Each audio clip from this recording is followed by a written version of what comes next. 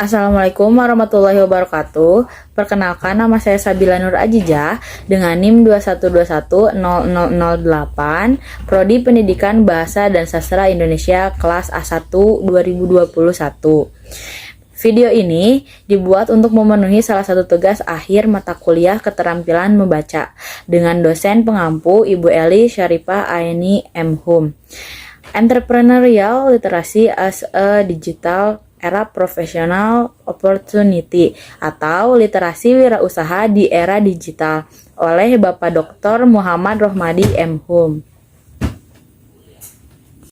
Bangun nasionalisme dan karakter melalui bahasa Indonesia, memahami dan menerapkan fungsi bahasa pada berbagai konteks kehidupan sebagai bentuk karakter di era digital.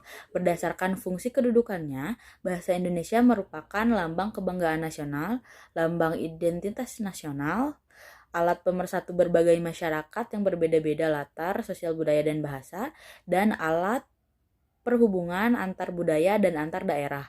Adapun bahasa Indonesia sebagai bahasa negara berfungsi sebagai bahasa resmi kenegaraan, bahasa pengantar di lembaga pendidikan, bahasa resmi dalam pembangunan tingkat nasional untuk pembangunan dan pemerintahan, dan bahasa resmi dalam pengembangan kebudayaan nasional, ilmu pengetahuan dan teknologi.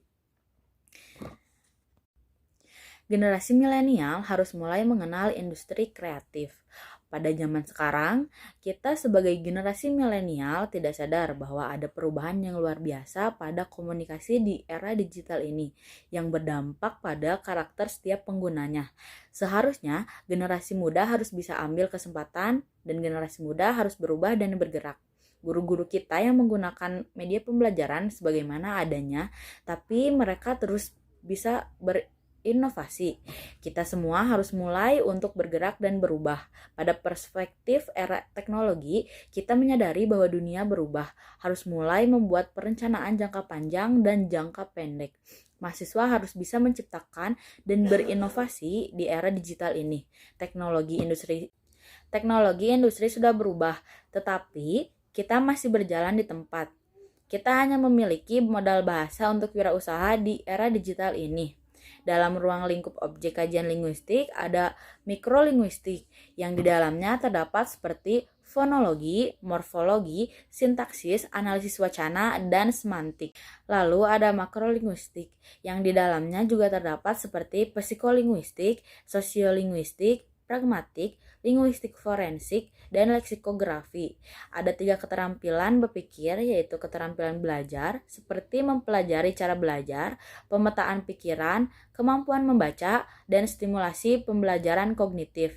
Selanjutnya ada keterampilan berpikir, yaitu kemampuan memecahkan masalah dan membuat keputusan.